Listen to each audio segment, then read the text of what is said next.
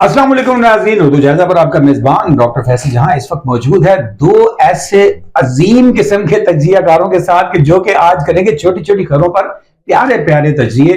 और प्यारे प्यारे तज्जिए करने के लिए मैंने मुल्तान की ऐसी दो शख्सियात को यहाँ पर दावत दी है जो यहाँ पर बैठकर ना सिर्फ इनका एक बड़ा तारुफ है, ना सिर्फ इनका एक बड़ा नाम है, अपने शोबों में जाने जाते हैं, बल्कि इसके साथ साथ आज ये बताएंगे आपको कि इनके व्यूज क्या हैं, इनके इन अहम जो मामलात हैं इनके ऊपर इनके अपने जो तज्जिए हैं वो क्या कहते हैं और हम इनसे आज क्या सीखने जा रहे हैं। सो इसकी तरफ बाद में बढ़ेंगे, पहले हम चलते हैं जनाब, इनसे तारुफ करते हैं। हमारे साथ मौजूद हैं मिर्जा अहमद अली साहब जो कि ARY न्यूज मुल्तान से ताल्लुक रखते हैं।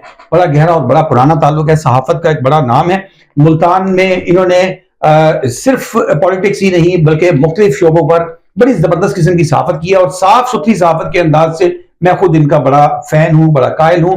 वेलकम सर मिर्जा साहब, कैसे हैं? बहुत शुक्रिया, बहुत शुक्रिया। आप ठीक हैं? खैरियत से? जी, अल्लाह पाक का बड़ा करम। हमारे साथ मौजूद हैं इस वक्त एक यंग जर्नलिस्ट, एक ऐसे यंग जर्नलिस्ट जिन्होंने स्पोर्ट्स के मैदान में, खेलों के मैदान में खास तौर पर मैं समझता हूं कि बड़ा नाम बनाया। आपको समा न्यूज से इनका ताल्लुक है, लेकिन इसके साथ साथ जो है ये PTV पर और मुख्तलिफ चैनल्स पर आपको नजर आते हैं। हमारे साथ मौजूद हैं आपकी भरपूर मोहब्बतों में आसिफ साहब, मोहम्मद आसिफ। बहुत ही खूबसूरत ना सिर्फ रिपोर्टिंग करते हैं बल्कि इनका अंदाज और इनका नॉलेज स्पोर्ट्स के ऊपर जो है वो यकीनन दीदनी है। बहुत शुक्रिया आपके आने का। तो जनाब आज हम जो है अपने इन दोनों मेहमानों से ऐसी गुफ्तगू करेंगे, ऐसी ऐसी बातें करेंगे, ऐसे ऐसे खूबसूरत सवालात करेंगे, यानी कि जैसे कि नरगिस ने आज 10 यूट्यूबर्स के ऊपर मुकदमा दर्ज कर दिया है, जैसे कि आज हम बात करेंगे खूबसूरत तीन, दुनिया के खूबसूरत तीन एयरपोर्ट के मुतालिक बात करेंगे। और इसके अलावा जिससे आप और मैं हम सब डिस्टर्ब हैं, that is the speed of social media. इस वक्त बड़ी सुस्त चल रही है स्पीड, जिसकी वजह से उसकी रीजंस क्या हैं, उससे क्या असरात हो रहे हैं और कैसे कैसे आप और मैं डिस्टर्ब हो रहे हैं। और इसके अलावा खेलों की, खास तौर पे क्रिकेट की, जी जनाब चैंपियंस ट्रॉफी होने जा रही है, विराट कोहली की बहुत सारी खबरें हैं। सो जनाब बहुत सारी बातें, बढ़ते हैं प्रोग्राम की जानिब। पहले मैं अपने सीनियर जर्नलिस्ट मिर्जा अहमद अली साहब से मैं स्टार्ट करूंगा। सबसे पहले तो ये देखिए कि आपका मेन स्ट्रीम मीडिया और हमारा सोशल मीडिया, क्या कहेंगे, डिफरेंस कैसा चल रहा है, क्या फर्क है इन दोनों में? और मेन स्ट्रीम मीडिया क्या वाकई आपके और मेरे मामलात को हाईलाइट कर रहा है? शुक्रिया फैसल भाई। जहां तक है बात हमारे मामलात को हाईलाइट करने की, तो इस वक्त जो मेन स्ट्रीम मीडिया है ना, वो जो एक आम बंदे के मामलात हैं, बेरोजगारी हो गई जैसे, सेहत के इश्यूज हैं, हमारे अस्पतालों के इश्यूज हैं, यानी हमारे जितना भी हमारा सोशल सर्कल है उसके जो इश्यूज हैं, जो मेन स्ट्रीम मीडिया है वो अब उससे बहुत ज्यादा पीछे हो गया। उसको जो है वो टैकल नहीं कर रहा, उसको हाईलाइट नहीं कर पा रहा। जबकि जो हमारा सोशल मीडिया है वो इस वक्त गली मोहल्लों के मसाइल को और एक आम आदमी के मसाइल को उजागर कर रहा है, लेकिन उसमें भी अभी बहुत कुछ जो है सीखने की और समझने की जरूरत है।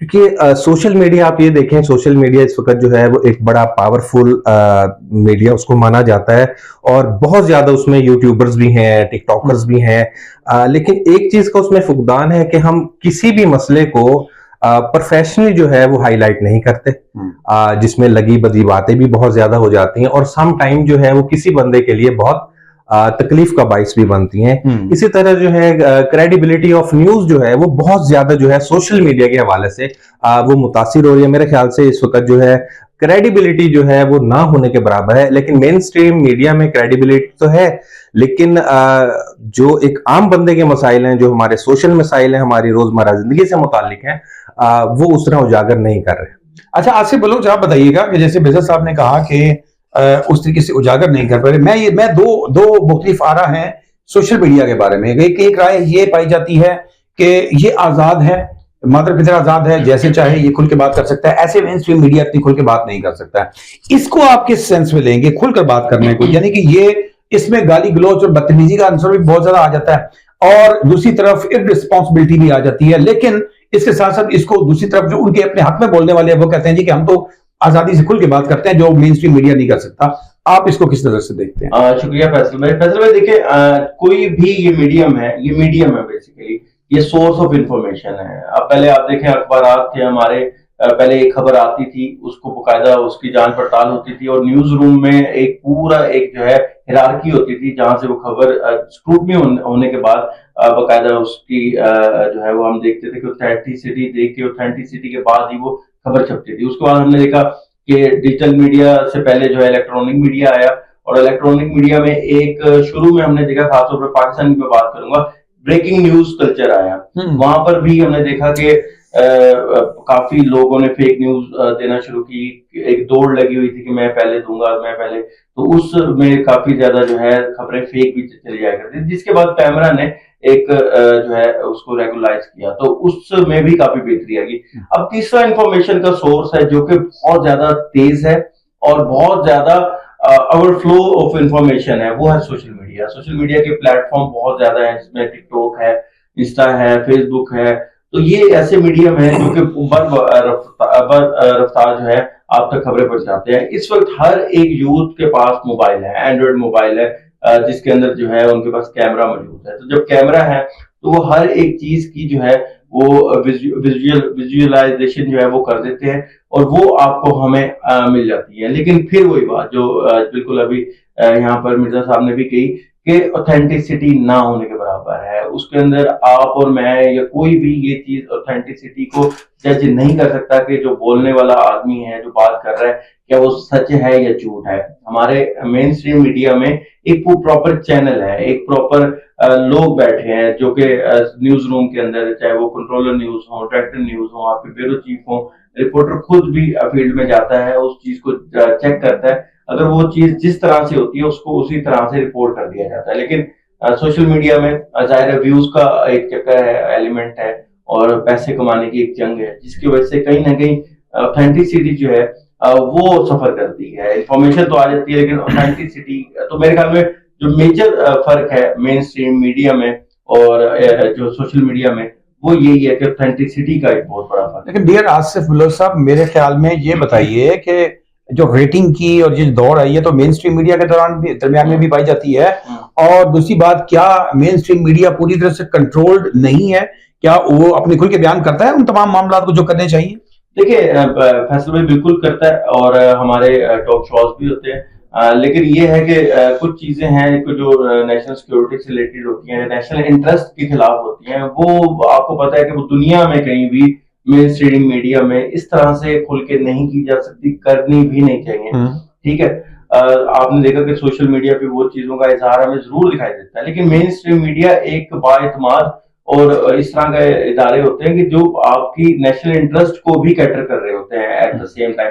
तो बहुत सी ऐसी चीजें होती हैं, बहुत सी ऐसी खबरें होती हैं, हमें लग रहा होता है कि यार ये खबर, आपको मैं एक मिसाल दूं कि जब शुरू में पाकिस्तान में दहशतगर्दी के बड़े मामला थे और धमाके हुआ करते थे, तो उस वक्त भी हमारा जो मेन स्ट्रीम मीडिया, क्योंकि उस टाइम पे बिल्कुल न्यू था, तो उस तरह से इनकी जो है वो नहीं थी, तो वो ब्लड भी दिखा दिया करते थे, वो लोगों के कटे हुए आज़ा भी दिखा दिया करते थे। कारसाज का इंसिडेंट आपको याद होगा।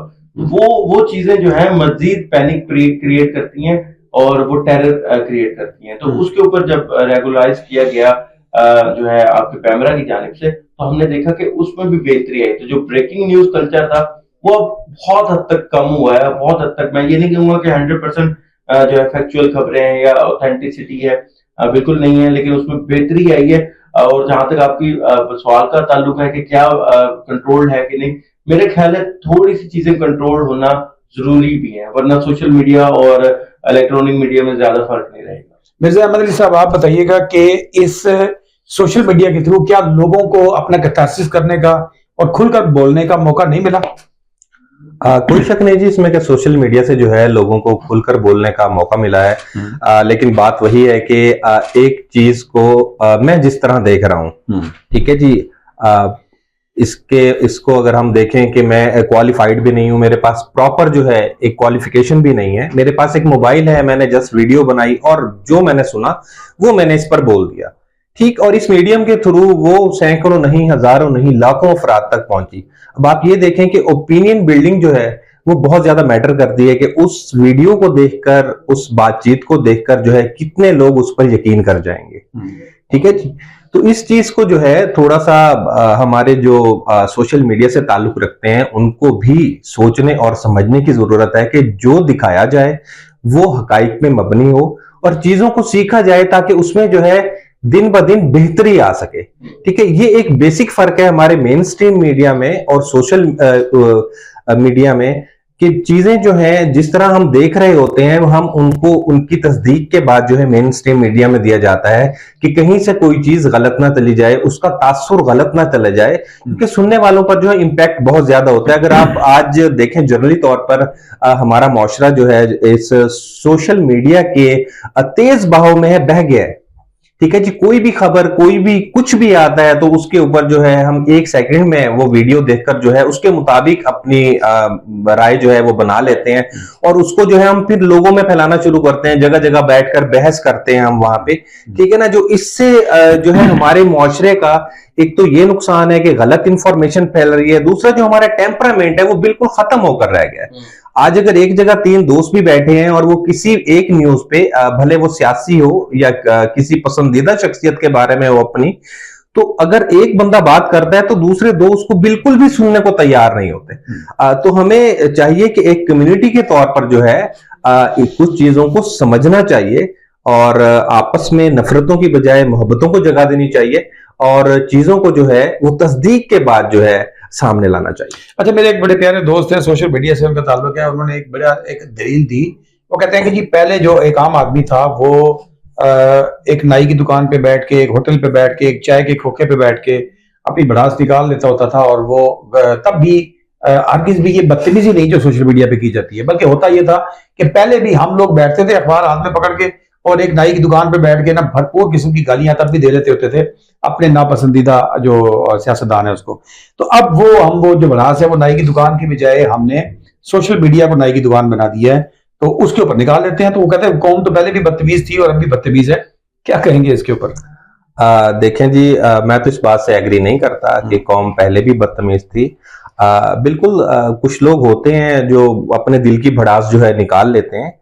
ठीक है, कुछ गालियों की सूरत में निकाल लेते हैं, कुछ तंजो मजाक करके निकाल लेते हैं, लेकिन पहले वाला जो कल्चर था ना, जिसमें आप कहें नाई की दुकान पे या चाय के होटल पर बैठकर हम अखबार पढ़ते थे, आपस में डिस्कस करते थे। अगर आप रिकॉल करें, आज आपने भी बहुत सी महफिलें इस किस्म की अटेंड की होंगी, ठीक है ना जी, उसमें एक दूसरे का अदब, आदाब और इज्जत और एहतराम का रिश्ता जो है वो कायम रहता था। इवन के बड़े और छोटे की बात जो होती थी वहां पर, कि अगर एक बड़ा बंदा बोल रहा है तो जो कम उम्र है, छोटे हैं, वो चुप करके उसको सुनते थे कि वो क्या कह रहे हैं, अपनी राय का इजहार जरूर करते थे, वो चाहे वो खिलाफ ही करें, ठीक है, लेकिन उनकी बात सुनते थे। ऐसा जो है आजकल नहीं है। ये सोशल मीडिया आने के बाद जो है ना, ये एक यानी कि मैं इसको बदकिस्मती के उसमें लूंगा कि सोशल मीडिया का दौर जब से आया है तो बड़ों की इज्जत जो है वो कम होकर रह गई है। छोटे बात सुनने को, कुछ समझने को तैयार नहीं है। तो ये जो है, जहां पर एक अच्छी चीज है कि आपको खुलने का मौका भी मिला है, बोलने का मौका भी मिला है, लेकिन हमारी जो है इखलाकी इक़दार इससे बहुत ज्यादा मुतासिर है। तो सोशल मीडिया यूजर्स को और सोशल मीडिया देखने वालों को बहुत कुछ करने की, सीखने की, चीजों को बेहतर करने की जरूरत है, ताकि हम उसी तरह जा सकें, उसी नाई की दुकान वाला वो वाला माहौल हम पैदा कर सकें कि हम एक दूसरे की बात सुने भी, इज्जत का, मोहब्बत का रिश्ता भी कायम रहे और अपना पॉइंट ऑफ व्यू भी हम दें। अच्छा आसिफ बलोच, आप बताइए कि क्या एक चाय के खोखे, नाई की दुकान और सोशल मीडिया ही सही, लेकिन मीडिया प्लेटफॉर्म में फर्क होना चाहिए?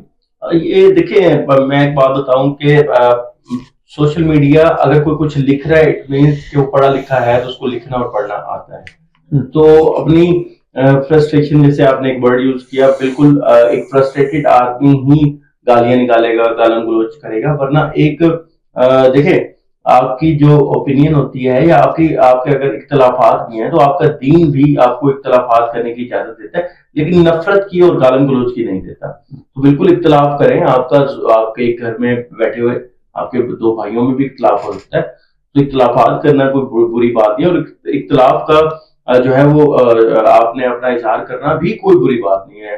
अगर आपने कोई वीडियो देखी है, किसी का कोई बयान सुना है, उस पर आपको अगर आपके कमेंट्स देने हैं, तो मेरे ख्याल में उसको एक बिल्कुल तरीके से रह के, बाइज्जत तरीके से भी आप अपनी ओपिनियन जो है और अपनी जो भी इख्तलाफ है उसको शो कर सकते हैं। तो गालन गलोच वाला जो फैक्टर है वो आपने बिल्कुल सही निशानदेही की है, ये बहुत बढ़ता जा रहा है, अलार्मिंग है। इसके हवाले से हमारे मीडिया, जो मेन स्ट्रीम मीडिया और हमारे पेरेंट्स जो है, इनको भी देखना चाहिए कि जो हमारी आने वाली नस्ल है, माफ कीजिएगा, कि वो किस उनका माइंडसेट जा रहा है, क्यों वो फ्रस्ट्रेटेड है। उनसे बैठ के बात करने की जरूरत है। गैजेट्स हमने उनको दे दिए हैं और उस गैजेट्स का तो ठीक है वहां तक, लेकिन उनको ओवरडू हो जा रहा है कि उनको इतनी अटेंशन बाय देयर पेरेंट्स नहीं मिल रही, उनको गैजेट्स में वो ज्यादा इन्वॉल्व है। तो मेरे ख्याल में परवरिश की भी बहुत ज्यादा जरूरत है। और सोशल मीडिया मैं आपको बताऊं तो इस वक्त ट्रिलियन डॉलर जो है इकोनॉमी हो चुकी है, ये टोटल जो हमारी आईटी सेक्टर है। तो वो हम ये नहीं कहेंगे कि बच्चों से बिल्कुल ही ये जो न्यू गैजेट्स हैं या उनको नया मीडियम है उनको इस्तेमाल ना करने दीजिए। जी, उनको इस्तेमाल करने का तरीका बताया जाए, उनको बताया जाए कि बेटा अगर आपकी कोई ओपिनियन है, आपका कोई इख्तलाफ है, तो उसका ये तरीकेकार है कि आप अपनी ओपिनियन वहां पर शेयर कर सकते हैं, इख्तलाफ को उसका इजहार कर सकते हैं, उसमें कोई कबाहत नहीं है। लेकिन हाँ, वो बिल्कुल तहजीब के दायरे में हो तो हर चीज बेहतर लगती है। बहुत शुक्रिया। हमारे दो जो मेन स्ट्रीम मीडिया के जो गेस्ट हैं, मैंने इनके होने का फायदा उठाते हुए इस टॉपिक को जो है वो डिस्कस करना चाहा ताकि हमारे कॉन्सेप्ट थोड़े से क्लियर हों। अब हम आते हैं नाज़रीन उन खबरों की जानिब जो कि जिन खबरों पर मैं चाहूंगा कि ये दोनों हमारे मेहमान जो हैं इन पर अपना अपना तजिया जो है वो हमें दें और हमारी यूथ को बहुत कुछ जानने का मौका मिले। सो जनाब, जहां पर पाकिस्तान में मुख्तलिफ एयरपोर्ट्स को आउटसोर्स करने की बात की जा रही है, जहां पर PIA को की तस्कारी की बात की जा रही है, वहीं पर एक मुस्लिम कंट्री जनाब UAE की जानिब हम बढ़ते हैं, बात करते हैं अबू धाबी एयरपोर्ट की, जिसे कि दुनिया का सबसे खूबसूरत एयरपोर्ट जो है वो करार दे दिया गया है, दुनिया का सबसे बड़ा खूबसूरत एयरपोर्ट। और जनाब ये यकीनी तौर पर एक बहुत बड़ा एजाज है, बड़ी खूबसूरती की बात है। मिर्जा साहब क्या कहेंगे इसके ऊपर आप? देखें जी, दुनिया का खूबसूरत तरीन एयरपोर्ट उसे करार दिया गया है तो इट्स मीन के वहां कुछ है ना, उन्होंने इंफ्रास्ट्रक्चर अपना डेवलप किया है, चीजों में बेहतरी लेकर आए हैं वो। तो आज इस एजाज तक पहुंचे। आपको याद होगा कि हमारे यहाँ बेनजीर इंटरनेशनल एयरपोर्ट बना था और वो अपने वक्त का जदीद तरीन और बड़ा एयरपोर्ट था। ठीक है जी, कि बाहर से उसको लोग देखने भी आया करते थे। लेकिन बदकिस्मती से हमारे यहाँ चीज तो बन जाती है, इंफ्रास्ट्रक्चर बन जाता है, लेकिन उसको जो है मेंटेन नहीं किया जाता, उसको अपग्रेड नहीं किया जाता, जिस वजह से आज देख लें आप उसका क्या हाल है। और ज्यादा दूर ना जाए तो मुल्तान इंटरनेशनल एयरपोर्ट को आप देख लें कि बहुत खूबसूरत बना था, जिसमें हमारा रिवायती रंग भी था, सकाफती रंग भी था, हमारा कल्चर से लगता था उसमें। लेकिन आज अगर आप वहां जाके बड़ी बात तो नहीं करूंगा, सफाई की सूरत हाल ही देख लें तो आपको पता लग जाएगा जी कि वो नंबर 1 क्यों है और हम कहीं भी नहीं है। आसिफ क्या कहेंगे, यानी कि ये इसमें कहीं ना कहीं हमारे पॉलिटिशियंस, हमारे बरसर इक़्तिदार रहने वाले लोग कौन जिम्मेदार है, क्या क्या मामला है ये सारा? सर, हमारे जितने भी आज तक आपने पॉलिटिशियन का, मैं हुकूमतें कहूंगा, उन्होंने देखे 90s में, फैसल भाई आपको भी पता है कि एमिरेट्स हो या कतर एयरवेज हो, उनका अमला यहाँ पर, उनकी चाहे एयर होस्टेस थी या उनके पायलट थे या जो भी था, वो यहाँ पर आके हमारे जो क्रू लीडर्स हुआ करते थे उनसे आके वो जो है तरबियत लेते थे, ट्रेनिंग। वो आज कहाँ पहुंच गए। इसी तरह अगर आप एयरपोर्ट्स की बात करें तो मुझे एक बात है, एयरपोर्ट्स की बेसिक फैसिलिटीज क्या होती हैं? एयरपोर्ट्स लगा ले, रेलवे स्टेशन लगा ले, बस स्टैंड लगा ले। एक चीज बिल्कुल मेंशन की यहाँ पर जो है मेजर साहब ने, वो है सफाई। दूसरी है बैठने का इंतजाम। अब मुल्तान जो है वो जब आपके, हमारे यहाँ पे मसला ये है कि दूर अंदेशी तो है ही नहीं। जब यहाँ पर एयरपोर्ट की तामीर हुई थी, शायद हो सकता है उस वक्त मुल्तान की आबादी थी ना, अब मुल्तान की आबादी ज्यादा है, मुल्तान से जो फ्लाइट्स ऑपरेशन है वो बढ़ गए हैं, तो मुल्तान में जो पैसेंजर का रेट है वो डबल हो गया है, तो पैसेंजर की जो रेशियो है वो बढ़ गई है। तो जब पैसेंजर की रेशियो बढ़ गई है तो बैठने का निजाम क्या है वहां पर? अगर आप गए होंगे, आप जरूर गए होंगे, वहां पर जो मुसाफिर हैं उनके लिए बैठने का इंतजाम प्रॉपर नहीं है। कई कई उनको देर लगती है कि उनका लगेज क्लियर होने में। तो ये सारी एक एलिमेंट्स हैं जो कि मिलके बताते हैं, और वो एक किसी भी एयरपोर्ट की जो है वो उसकी वैल्यू और उसकी जो है बताई जाती है कि जनाब ये एयरपोर्ट जो है ये दुनिया में खूबसूरती, आप इमारत खूबसूरत बना देंगे वो ठीक है, जब तक लोग उससे मुतमईन होंगे नहीं होंगे। अब आप ये दुबई और या अबू धाबी की बात करें तो वहां वो इस वक्त दुनिया का मिड पॉइंट बन चुका है। दुनिया की हर जो, आपको अगर भारत में जाना है तो सबसे पहले आपको अबू धाबी जाना पड़ेगा, वहां से आपको जो है वो कनेक्टेड फ्लाइट के जरिए फिर वहां जाना पड़ेगा। तो इतनी ज्यादा वहां पर ऑपरेशन जो है, फ्लाइट ऑपरेशन, वो इतना ज्यादा बिजी है। उसके बावजूद मुसाफिर अगर वहां पर खुश हैं, उनको वहां बैठने की, सफाई की, इमिग्रेशन की, उनको दीगर जो भी लगेज काउंटर्स है, वो अगर उनको वहां पर किसी किस्म की उनको परेशानी का सामना नहीं करना पड़ता, तो ये फैसिलिटी तमाम एलिमेंट्स है जिनको देख के ही आई थिंक किसी को नंबर 1 नंबर 2 कहा जाता है। इसलिए अबू धाबी ने बहुत ज्यादा इस बारे में उन्होंने काम किया, और उसका जैसे यहाँ पर मेरे साहब ने बताया कि ये उस चीज की जो है निशानदेही है कि आज वो पहले नंबर पर है। सो जनाब पहले नंबर पे हैं। आगे बढ़ते हैं जनाब, अदाकारा नरगिस, उनका भी पिछले दिनों एक काफी तनाजा जो था वो अपने हस्बैंड के साथ, उसमें लड़ाई झगड़ा और मारपीट की खबर को बहुत ज्यादा हाइप दी गई सोशल मीडिया पर खास तौर पर। और फिर उसके बाद आज नरगिस ने क्या किया है जनाब के FIA के अंदर मुकदमा दर्ज करवा दिया 10 यूट्यूबर्स के ऊपर, और उस FIR में उन पर यह इल्जाम लगाया कि इन्होंने उनकी जो जाती जिंदगी को ही सिर्फ मुतासर नहीं किया बल्कि उनकी साख जो थी वो मुल्क भर में उसको बदनाम करने की और खराब करने की कोशिश की, और इससे वो बुरी तरह से उनकी साख जो है वो डैमेज हुई, जिसकी वजह से वो दिल बर्दाश्ता है और उन्होंने FIA में इस पर एक मुकदमा दर्ज करवा दिया है। बकायदा FIR दर्ज हो चुकी है। मिर्जा साहब अब क्या होगा? होनी तो अब कानूनी कार्रवाई ही होगी, क्योंकि FIR भी दर्ज हो चुकी है। बात वही है जैसे हम पहले बात कर रहे थे कि सोशल मीडिया तो है, आपके पास मीडियम है, आपने कुछ रिकॉर्ड किया है, लेकिन आप उसको डिलीवर कर रहे हैं अपनी सोच के साथ, और उसको आगे जो बंदे पिक करेंगे वो आपकी सोच को पिक करके उसमें थोड़ी अपनी सोच मिलाएंगे और उसके बाद वो उसको आगे फैलाएंगे। तो बात वही है जैसे मैंने पहले कहा था कि सोशल मीडिया है, उसके वजूद से इनकार नहीं, ठीक है, उसके बड़े फैलाव से इनकार नहीं, लेकिन चीजों में जो है ना बेहतरी की गुंजाइश रहती है। इसको बेहतर करना चाहिए कि हम जो कुछ हमारा कंटेंट है वो किसी की दिल आजारी का सबब भी बनता है, ठीक है, लोगों को बहुत ज्यादा नुकसान भी हो जाते हैं, लोग इवन के अपनी जिंदगियों से फेड अप हो जाते हैं। तो इसकी यही मिसाल है कि जो अदाकारा नरगिस के वाकई में हुआ कि उनको इतनी ज्यादा हाइप दी गई और मुख्तलिफ यूट्यूबर्स ने, मुख्तलिफ सोशल मीडिया प्लेटफॉर्म इस्तेमाल करने वालों ने उनको अपने अंदाज में जो है उनको पोर्ट्रे किया, और उनको यानी कि इतना पोर्ट्रे किया कि आज उनको उसकी पादाश में मुकदमा दर्ज करवाना पड़ गया। और एक तरह से तो ये जो है एक अफसोसनाक बात भी है, और दूसरा जो है ये अलार्म है, वही अलार्म है कि हमें जो है चीजों को बेहतर करके इखलाकियात के दायरे में और तस्दीक के साथ सामने लाने की जरूरत है। आसिफ साहब क्या कहेंगे, यानी कि यही फर्क है ना मेन स्ट्रीम मीडिया में और इस सोशल मीडिया में, क्या क्या ओपिनियन आपकी? देखिए फैसल भाई, आप मेन स्ट्रीम मीडिया में जब भी कोई भी ओपिनियन तो आप दे नहीं सकते, आप इंफॉर्मेशन दे सकते हैं, और इंफॉर्मेशन अगर किसी इदारे पे हो या फर्द वाहिद पे हो, उसका एक तरीकेकार है, वो ये है कि उनका मौकफ लेना बहुत जरूरी है। देखिए, आप अगर कोई खबर बगैर मौकफ के लगा रहे हैं तो कोई भी फरीक आपको चैलेंज कर सकता है किसी भी प्लेटफॉर्म के ऊपर, ठीक है। अब सोशल मीडिया पे क्या होता है, वहां पर एक क्लिक बैटल चल रही है, सिर्फ क्या एक थंबनेल ऐसा बनाए कैची सा कि जिसको देखने के लिए लोग एक दफा रुके और आपको वो एक व्यू मिले और आपके डॉलर में इजाफा हो। उस चक्कर में आपने देखा कि जो हमारी लेजेंडरी अदाकारा है नरगिस साहिबा, उनको जब उनके जो खामिन है, जो पुलिस इंस्पेक्टर है, उन्होंने जब तशद्दुद का निशाना बनाया तो उस केस के अंदर एक सीनियर सहाफी जो है, उनकी मिसेज, जो एक्स मिसेज है जिनको वो डिवोर्स दे चुके, उनको भी इन्वॉल्व किया गया। फिर जब वो बात वहीं रह गई तो उसके बाद जो है नरगिस साहिबा के ऊपर भी दूसरी तरफ के जो कुछ यूट्यूबर्स हैं उन्होंने कहना शुरू कर दिया कि उनके करेक्टर के ऊपर बातें करना शुरू कर दी, जिसकी वजह से भी बात यह है कि दोनों तरफ के मौकफ देने के बजाय अपनी कहानियां गढ़ी गई कि इस केस के अंदर अगर नरगिस को अगर उनको जो है मार पड़ी या उनके ऊपर तशद्दुद हुआ तो क्यों हुआ, तो हर बंदे की अपनी स्टोरियां थी। कोई कह रहा था खातून का है, कोई कह रहा था प्रॉपर्टी डिस्प्यूट है, तो कोई एक ऑथेंटिसिटी हमें दिखाई नहीं दे रही। तो यही फर्क है जिसकी वजह से जो है आज अदाकारा नरगिस कहीं है।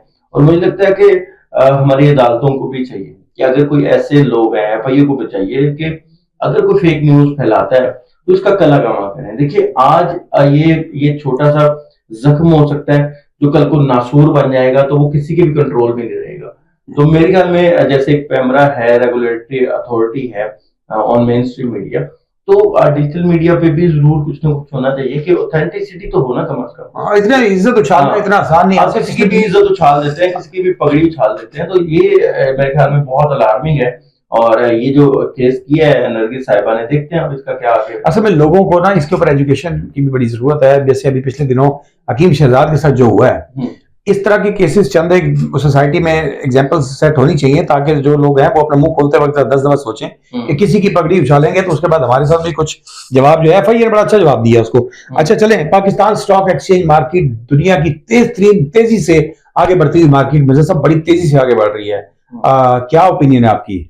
देखें जी, माशाल्लाह बड़ी अच्छी खबर है कि स्टॉक एक्सचेंज जो है वो बड़ी तेजी से आगे जा रही है, और उम्मीद करते हैं, दुआ भी करता हूं कि इसी तरह जो है स्टॉक मार्केट जो है हमारी वो तेजी से तरक्की करे। लेकिन आप देखें कि हमारे यहाँ जो हालात हैं, कोई एक इंसिडेंट होता है, कहीं पे हालात थोड़ी सी करवट लेते हैं, तो सबसे पहले जो है हमारी स्टॉक मार्केट जो है वो क्लैश कर जाती है, ठीक है ना जी, हम फिर बैक फुट पे चले जाते हैं। तो ये इस सिस्टम में हमारे जितने भी लोग हैं, जितने की पर्संस हैं, हमारी हुकूमतें हैं, उनको चाहिए कि मुल्क को स्टेबल करने के लिए, खुशहाली और तरक्की के रास्ते पे चलने के लिए और मस्बत अंदाज में मुस्तकिल चलने के लिए जो है ऐसे इकदाम करने चाहिए कि हमारी जिस भी सेक्टर में स्टेबिलिटी आई है तो वो उसमें बरकरार रहनी चाहिए। आसिफ, लोग कहते हैं कि ये जो चंद एक मखसूस ग्रुप वो ये बात करता है कि ये जो स्टॉक एक्सचेंज मार्केट है इसको आर्जी तौर पर, जैसे एक डॉलर को एक वक्त में के मखसूस एक आर्जी एक सहारा दिया गया था, इस तरह इसको आर्जी तौर पर उठाया गया है, ये बनावटी है, ये गिर जाएगा। देखिए फैसल भाई, जो लोग कॉमर्स से रिलेटेड हैं उनको पता है कि ये बेतुकी बात है, और अब ये इससे जो है ना, क्योंकि इसके अंदर प्राइवेट सेक्टर बहुत ज्यादा इन्वॉल्व होता है, और आपको पता है किसी भी कंपनी के शेयर्स इन्वॉल्व हों जहां पर, और अगर वो मुसलसल गिर रहे हों और अगर मैंने वो शेयर्स परचेज किए हों, ठीक है, तो मुझे आप खुद बताएं कि मुझे उससे फायदा होगा या नुकसान होगा। तो अगर अब शेयर्स उसके बढ़ रहे हैं और हमारी अब जो स्टॉक एक्सचेंज ऊपर जा रही है, और अब ये दुनिया की चंद उन स्टॉक एक्सचेंज में से है कि जो इस वक्त बुलंद तरीन सतह पर जा रही है और पाकिस्तान के रिकॉर्ड टूटे हैं, तो भाई इतना मसनूई तरीके से तो नहीं मुमकिन हो सकता। इसमें कुछ ना कुछ हमारे जो इस वक्त वजीर खजाना है, आपको पता है वो खुद भी एक बैंक के जो है वो करता धरता रहे हैं, तो बेहतरियां आ रही हैं। अल्टीमेटली फैसल भाई चीजें बेहतर हो रही हैं, लेकिन मेरा ख्याल है अभी भी बेहतरी की गुंजाइश तब होगी बहुत सारी, इसके सम्राट जो है ना एक आम आदमी तक पहुंचेंगे जब पेट्रोल जो है उसकी कीमत में कमी आएगी, क्योंकि जब पेट्रोल महंगा होता है तो उसकी वजह से भी काफी ज्यादा मसाइल हो जाते हैं। तो जब बिजली के निर्यात कम होंगे, ये जो पेट्रोलिंग मसनूआत की कीमतें कम होंगी, हमने देखा कि ये जब चीजें कम होंगी तो इंशाल्लाह बेहतरी आएगी और ग्रास रूट लेवल तक बेहतरी आएगी, और लोगों की जब एक आम आदमी के लिए अच्छाई होगी कि उनकी जिंदगी बदलेगी, तो मुझे लगता है कि इंशाल्लाह बेहतरी होगी। अच्छा, पिछले दिनों मैं खबर पढ़ रहा था कि उसमें मालूम होता है कि यूरोप की कंट्री में जो हैकर्स हैं उन्होंने सेंट्रल बैंक के जो अकाउंट्स थे, जो उनके कंप्यूटर्स थे, उनको हैक किया और वहां से करोड़ों डॉलर्स जो थे वो अपने अकाउंट्स में ट्रांसफर कर दिए, और इसको दुनिया की मुनज़्ज़म तरीन डकैती करार दिया गया। उसके बाद अभी रिसेंट खबर आई है कि चीनी हैकर्स ने, चाइनीज हैकर्स ने अमेरिका के जो मेटा अकाउंट्स हैं, इसमें फेसबुक भी शामिल है, उन अकाउंट्स को हैक कर लिया, और बड़े इंपॉर्टेंट किस्म के अकाउंट्स जो हैक कर लिए हैं। दुनिया कहाँ जा रही है मिर्जा साहब?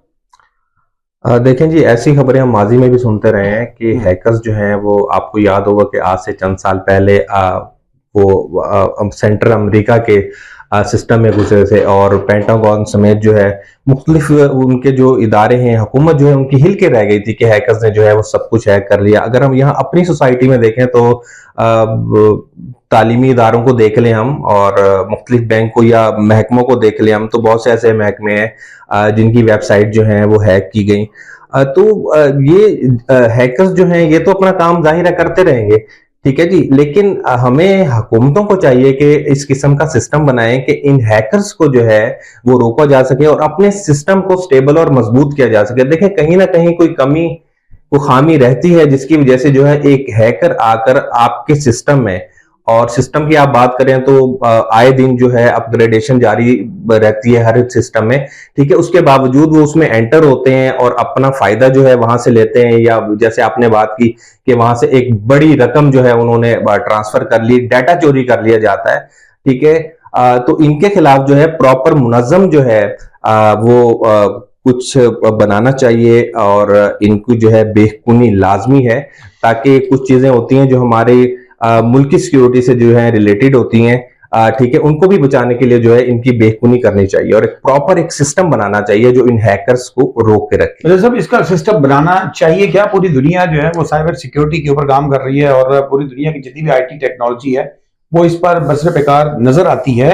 लेकिन दूसरी जानिब अगर जो पाकिस्तान की सूरत हाल देखते हैं तो हमारा सोशल मीडिया इस वक्त सुस्त रवि का शिकार है। आपको पता है कि हमारा इंटरनेट स्पीड जो है वो उसको कंट्रोल कर लिया गया। आसिफ, क्या कहेंगे, हम कहाँ जा रहे हैं? अफसोस ना कि मैंने आपको पहले भी बताया कि ट्रिलियन डॉलर्स इस वक्त दुनिया आईटी के ऊपर इन्वेस्ट कर रहे हैं। भारत इस वक्त अपने आप को आईटी का किंग कह रहा है, और पाकिस्तान में बहुत ज्यादा यकीन करें कि इसके अंदर टैलेंट मौजूद है, पाकिस्तान के अंदर बहुत ज्यादा रिसोर्सेज मौजूद हैं। यूथ हमारी इस हवाले से बहुत ज्यादा एनर्जेटिक है। हम इस इंडस्ट्री बना सकते हैं, इस पूरी आईटी इंडस्ट्री को। और हमने देखा कि लाहौर में आईटी पार्क का कयाम हो, या मुल्तान में भी हमने गिलानी खानदान की जानिब से सुना कि आईटी पार्क की बात चल रही है। लेकिन ये तब होगा कि दुनिया अब 5G से भी ऊपर की चीज जा रही है, और हम फिर वही पत्थर के दिन पत्थर वाले दिनों में वापस जा रहे हैं कि जनाब यहाँ पर एक आपने अगर व्हाट्सएप पे किसी को पिक्चर भेजी है तो वो जाने में 1 घंटा लगा रही है। तो यहाँ पर हमारे ठीक है, वो जो फायरवॉल लगाई गई है, उस फायरवॉल का मकसद अगर इंटरनेट की बंदिश है या इंटरनेट को स्लो करना है, तो करोड़ों रुपए लगा के फायरवॉल का क्या करना था। वो तो हम जितनी भी हमारी ये टेलीकम्युनिकेशन की कंपनीज हैं, इनको हम कहते हैं तो वो खुद भी अपनी जो स्पीड है उसको स्लो कर सकते हैं। तो मेरा ख्याल है ये ज्यादती है। खासतौर पर जितने फ्रीलांसर यहाँ पर काम कर रहे हैं, जो कि असाइनमेंट बनाते हैं, और इंटरनेशनल उनके जो क्लाइंट्स हैं, और खासतौर पे जो इस वक्त दीगर जो ई कॉमर्स से रिलेटेड लोग हैं, उनके लिए बहुत ज्यादा फैसल भाई उनको मसला आ रहा है। No doubt. और उनको अपना जो काम है उससे इंटरनेशनल मार्केट भी उनकी जो एक गुडविल बनी हुई थी पाकिस्तान की, कि जनाब एक लोग हैं, उनको असाइनमेंट या जो भी टास्क दिए जा रहे थे वो टाइमली उनको पूरा कर रहे थे। लेकिन अगर जब इंटरनेट की बंदिश होगी या स्लो होगा, तो वो जब काम रुकेगा, तो जाहिर बात है जो एक इंटरनेशनल मार्केट का एक जो ट्रस्ट था पाकिस्तान के डेवलपर्स के ऊपर, वो कम होगा, और वो अपना पूरा जो शिफ्ट कर जाएंगे, अपनी जो प्रायोरिटीज हैं वो भारत या बांग्लादेश की तरफ। ये बहुत बड़ी ज्यादती है। तो ये आईटी की जितनी भी कंपनीज हैं या आईटी के रिलेटेड जो भी लोग हैं, मेरे ख्याल में उनके लिए बहुत ये सुख का सांस होगा अगर इंटरनेट के अंदर जो मसाइल हैं उसको जल्द हल कर दिया जाए। आईटी से निकल के हम मिर्जा साहब एक खबर की तरफ आ रहे हैं। थाईलैंड के सूबा ताक में एक शख्स कुएं के अंदर जा गिरा, और जनाब कुएं में 3 दिन तक वो मदद के लिए अपने बस्ती वालों को पुकारता रहा, और एट द एंड बस्ती वाले ये समझते रहे कि इस कुएं के अंदर भूत है। जनाब वो भूत समझ के उसको 3 दिन मदद के लिए, उसको रेस्क्यू करने के लिए कोई नहीं आया, और 3 दिन बाद जब बस्ती वाले इकट्ठे होकर आए और देखा जनाब अपनी ही बस्ती का बंदा जो है बेचारा मदद के लिए पुकारता, खैर बच गया वो जिंदा। क्या कहेंगे? देखें जी, बड़ी दिलचस्प खबर है कि वो बेचारा 3 दिन तक अपनी जान बचाने के लिए जो है बच गया, बुलाता रहा, बिल आखिर वो बच गया, उसकी जिंदगी थी। लेकिन इसमें जो है सबसे जो बड़ी चीज काउंट करती है ना, जो हमारे अकायद हैं, हमारा बिलीव है। ठीक है, अगर हम अपने माशरे की बात करें तो हमारे माशरे में तो नहीं, लेकिन गैर मुस्लिम बहुत से माशरे ऐसे हैं जिसमें बाकायदा तौर पर जो है भूतों से बड़ा खौफ भी है, एक बड़ा टॉपिक है। ठीक है, आप देखें कि हमारी हॉरर फिल्में जो है, और इवन के सोशल मीडिया पर जो है बहुत सारे आपको क्लिप्स मिल जाएंगे, सीसीटीवी वीडियोस भी मिल जाएंगी। लोगों में जो है वो बड़ा खौफ भी पाया जाता है। इवन के हमारे यहाँ भी अगर आप रात को कोई हॉरर फिल्म देख लें तो आपको भी यही लगेगा, ले जी भूत आ गया, दरवाजे के बाहर ठहरा है, कहीं हल्का भी खटका होगा। ठीक है, तो डरना जो है वो इंसानी फितरत में है। और देखें वो बेचारा जो है, जो अपनी जान बचाने के खौफ से चीख रहा था, अल्लाह ने उसकी जान तो बचा ली। हॉरर सीन्स देखने जब नसीब में लिखे हो ना, तो आप रिमोट कंट्रोल से एक तरफ हॉरर मूवी को आगे स्किप करते हैं, आगे चलते हैं तो आगे राना सनाउल्लाह साहब कहीं चले जाते हैं, कहीं फिरदौस आशिक अवान साहब होती है, कहीं अली मीन गंडापुर साहब होते हैं, तो फिर बंदा वापस हॉरर मूवी पे नहीं आ जाता। जी बिल्कुल सही कह रहे हैं आप। वो हॉरर तो है लेकिन साथ एंटरटेनमेंट भी है उसमें ना। अच्छा, तो जाहिर है एंटरटेनमेंट जो है वो मजबूरी है बंदे की, कहीं ना कहीं से तो उसने लेनी है, तो बेहतर है बंदा हॉरर फिल्म ही देख ले। अच्छा, आसिफ आपके लिए खबर है कि जनाब सुबह KPK में बैरिस्टर सैफ साहब ने जो है ना वो एक बयान दिया अभी। उन्होंने कहा गवर्नर साहब को वार्न किया, अपने गवर्नर को, उन्होंने फैसल कुंडी साहब को उन्होंने वार्न किया है कि यार आप ना सूबे का चीफ एग्जीक्यूटिव होने की जो एक्टिंग करते हैं ये एक्टिंग ना करें। क्या वो कैसी एक्टिंग करते हैं? क्या ये बैरिस्टर सैफ साहब जो कि तर्जमान है जिला अपना KPK के जनाब सूबे के, तो वो बड़े दिलचस्प उनके बयानात होते हैं, और समटाइम वो अपने बयानात से फिर चले भी जाते हैं। जैसे उन्होंने एक बयान दिया था कि जब जयशंकर जो है वज़ीर ख़ारजा भारत के, वो आ रहे थे यहाँ पर, तो उन्होंने तब भी एक बयान दिया था कि हमारा भी एक धरना और जलसा होने वाला है, तो हम उनको भी वेलकम करते हैं कि वो हमारे इस जलसे में और एहतजाज में शामिल हों। बाद में खैर उसके ऊपर बैरिस्टर गौर की जानिब से भी तफसीली बयान आ गया कि उनका पार्टी से कोई लेना देना नहीं है इस बयान का। लेकिन बैरिस्टर सैफ साहब, अब जाहिर है देखिए पंजाब में जो है आपको पता है कि सरदार हैदर साहब मौजूद है जो कि पीपल्स पार्टी से उनका ताल्लुक है, और ऑलमोस्ट हर वफाकी ओहदे के ऊपर इस वक्त पीपल्स पार्टी विराजमान है। इसी तरह कुर्नी साहब जो हैं वो इस वक्त केपीके में मौजूद हैं, और वो गवर्नर हैं इस वक्त केपीके के, और वहां पर वो टफ टाइम दे रहे हैं। हालांकि जो गवर्नर होता है आपको पता है वो आईनी मुद्दा होता है, उसको सियासत से तो कुछ लेना देना नहीं, लेकिन हमारे यहाँ पर सियासी इखलाकियात हो, हर कोई अपनी पार्टी से ज्यादा वफादार होता है बानिस्बत आइन के, तो आईनी तौर पे तो गवर्नर जो है वो गैर सियासी होता है। लेकिन कुंडी साहब वहां पर सियासत मुसलसल कर रहे हैं, जिसके ऊपर सैफ साहब ने कहा, और हमने पिछले दिनों आपने भी सुना होगा कि गवर्नर राज तक की बातें वहां पर सुनने में आई। खैर उसकी तरदीद आ गई हुकूमत की जानिब से, लेकिन ये छोटी मोटी चीजें आपको देखने को मिलेंगी। आप देखें पंजाब में भी उस्मा बुखारी अक्सर बयान देती रहती हैं कि जनाब जो हमारे यहाँ पर गवर्नर पंजाब है उनके बारे में भी अक्सर बातें होती रही। तो ये चीजें तो हमारी सियासत का हिस्सा है। जी जनाब, अब हम बढ़ते हैं स्पोर्ट्स की चंद खबरों की तरफ, क्योंकि हमारे पास आज स्पोर्ट्स के भी बड़े प्यारे सीनियर जर्नलिस्ट हैं हमारे साथ मौजूद हैं। जनाब सबसे पहले हम बात करते हैं रोनाल्डो की। जनाब फुटबॉल का सितारा, वो चमकता सितारा कि जो पहले इंटरनेशनल लेवल पर जगमगाया और उसके बाद इस वक्त सऊदी अरब में लीग खेलने में मसरूफ है। उनके बारे में वलीद अब्दुल्ला जो कि उनके साथी फुटबॉलर हैं, उन्होंने बयान दिया है कि रोनाल्डो इस्लाम कबूल करना चाहते हैं। रोनाल्डो इस्लाम कबूल करना चाहते हैं, बहुत बड़ी खबर है, बहुत बड़ी बात है। क्या कहेंगे हुजूर मिर्जा साहब, आप बताइए। देखें जी, अगर हम इस हवाले से गुज़िश्ता खबरों को देखें तो वो एक बड़े अरसे से जो है इस बहस में है कि आया कुछ हलकों का ख्याल है कि वो पहले ही इस्लाम कबूल कर चुके हैं, ठीक है ना जी।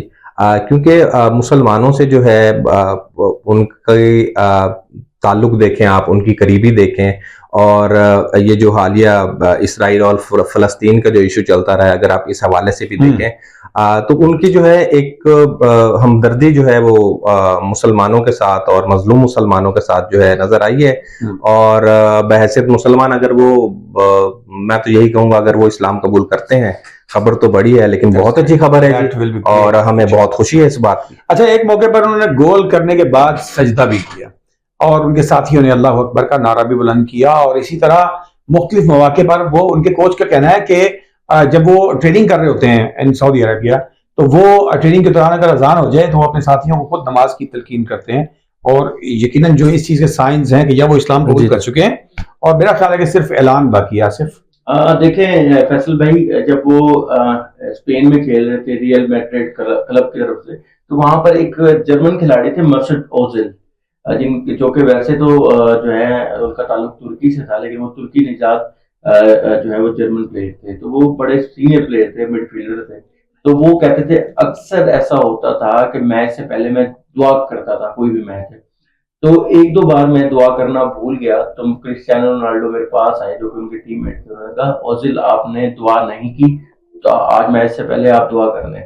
तो इट मीन्स के कहीं ना कहीं रोनाल्डो, वो जो एक हमारी दीन इस्लाम में चीजें होती हैं उससे मुतासिर तो पहले भी थे। तो अब वो क्योंकि सऊदी अरब में आपको पता है सऊदी अरब में 2032 में जो है तकरीबन वहां पर वर्ल्ड कप होना है, फीफा का वर्ल्ड कप होना है, उन्होंने होस्ट करना है उसको, उसके लिए वो बड़े बड़े प्लेयर्स हैं जिसमें क्रिस्टियानो रोनाल्डो है, सादियो माने है, कैंसेलो है, मतलब करीम बेंजेमा है।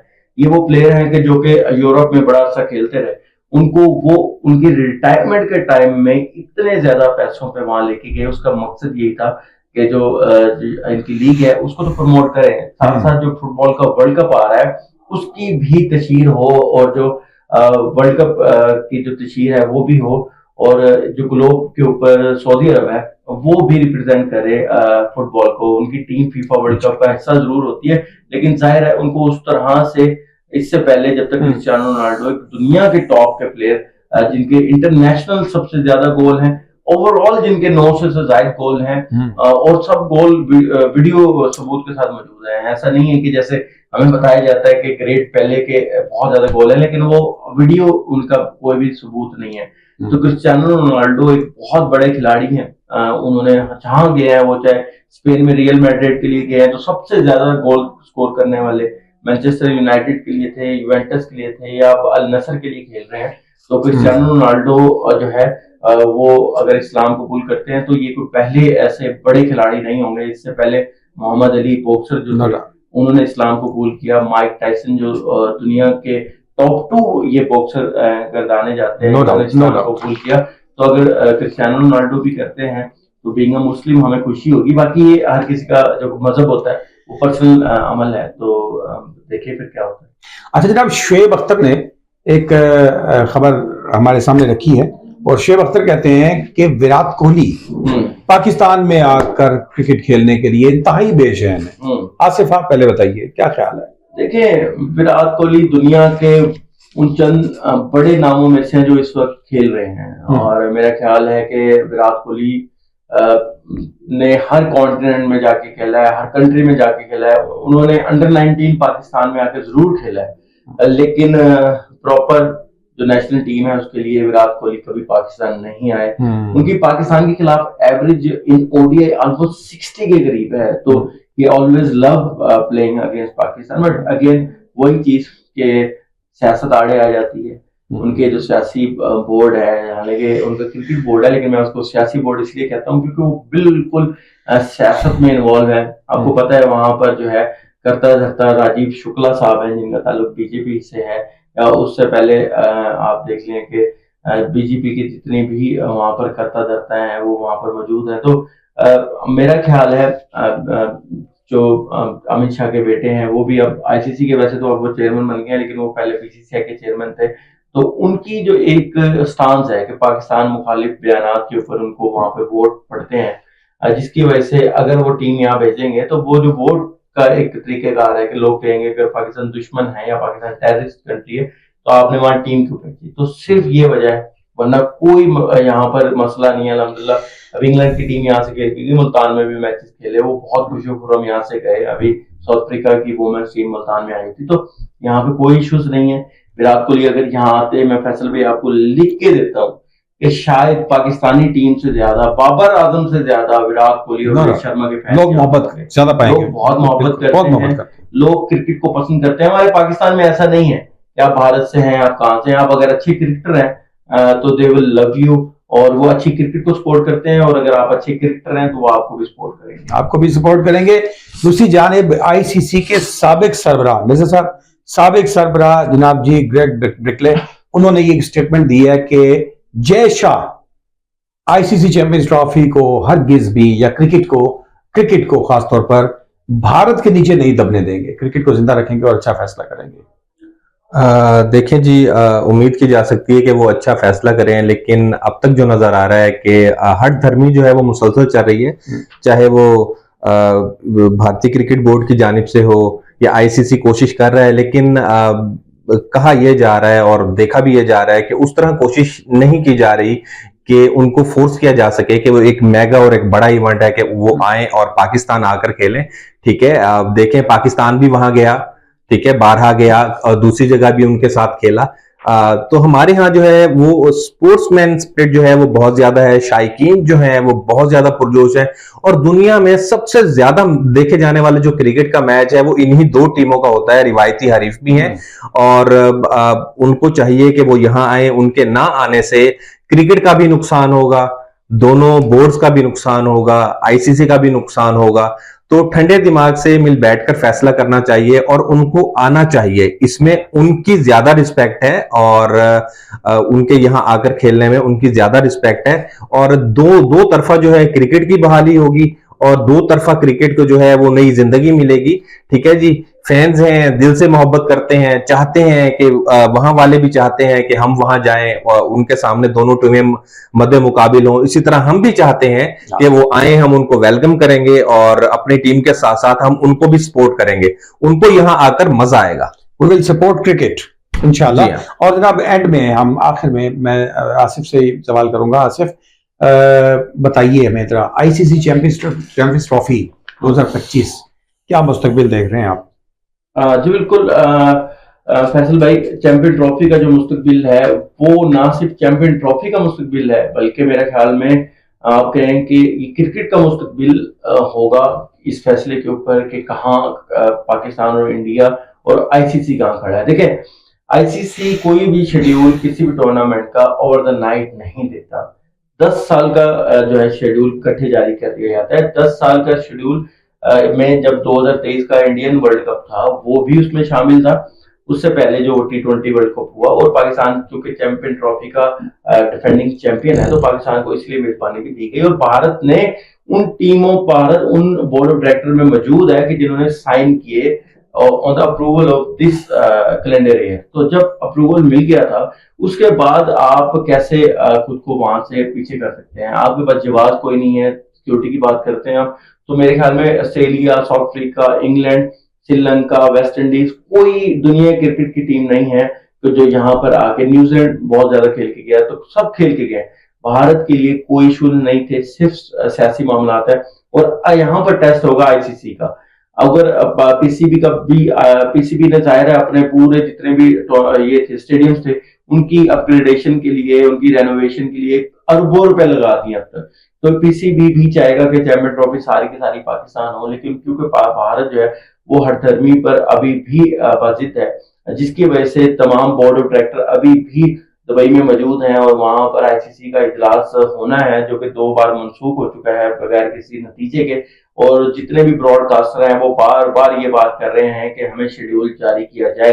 ब्रॉडकास्टर के अपने जाहिर है वहां पर और अरबों रुपए के राइट्स जो है वो ब्रॉडकास्टर ने खरीदे हैं। जब इतने मामला आते हैं तो आईसीसी को पहले चाहिए था कि या तो वो भारत का बीसीसीआई का बगल बच्चा बन के और अच्छा बच्चा बन के उनके बातें मानता रहे, या फिर क्रिकेट की बेहतरी के लिए जो भी तमाम बोर्ड्स हैं उनको साथ मिलाकर जो चैंपियन ट्रॉफी है उसकी मेजबानी क्योंकि पाकिस्तान को मिली हुई है तो यहाँ पर पूरा टूर्नामेंट करवाया जाए। और बिल्कुल मोहसिन नकवी साहब की स्टांस के साथ हूं मैं कि हाइब्रिड मॉडल को हम बिल्कुल नहीं मानेंगे। अगर भारत फिर भी नहीं मानता और कहता है हाइब्रिड मॉडल हो, तो फिर ये स्टांस भी पाकिस्तान का ठीक है कि अगले 3 साल तक पाकिस्तान किसी भी टूर्नामेंट में भारत जाके नहीं खेलेगा, फिर वो भी हाइब्रिड मॉडल के तहत ही होंगे और पाकिस्तान के मैचेस किसी और मुल्क में करवाए जाएंगे। तमाम असूल की बातें जिनको आईसीसी को भी फॉलो करना चाहिए और तमाम क्रिकेट बोर्ड्स को भी फॉलो करना चाहिए। क्रिकेट का मुस्तकबिल अच्छा होना चाहिए, लेकिन होगा क्या और आईसीसी क्या फैसला करता है इसके ऊपर क्रिकेट का मुस्तकबिल यकीनन जो है वो दांव पे लगा हुआ है। और हम चाहेंगे कि अल्लाह करे कि स्पोर्ट्स जो है वो हमेशा आबाद और शाद रहें, खेलों के मैदान जो है वो हमेशा हरे भरे रहें। मैं शुक्रिया अदा करता हूं हमारे साथ मिर्जा अहमद अली साहब का, आसिफ बलोच साहब का, आपको बहुत बहुत शुक्रिया कि आपने उर्दू जायजा को आज के दिन के लिए अपना वक्त दिया। अपना और अपने प्यारों का बहुत सा ख्याल रखिएगा। अगले प्रोग्राम तक के लिए दी गई इजाजत। अल्लाह निगहबान।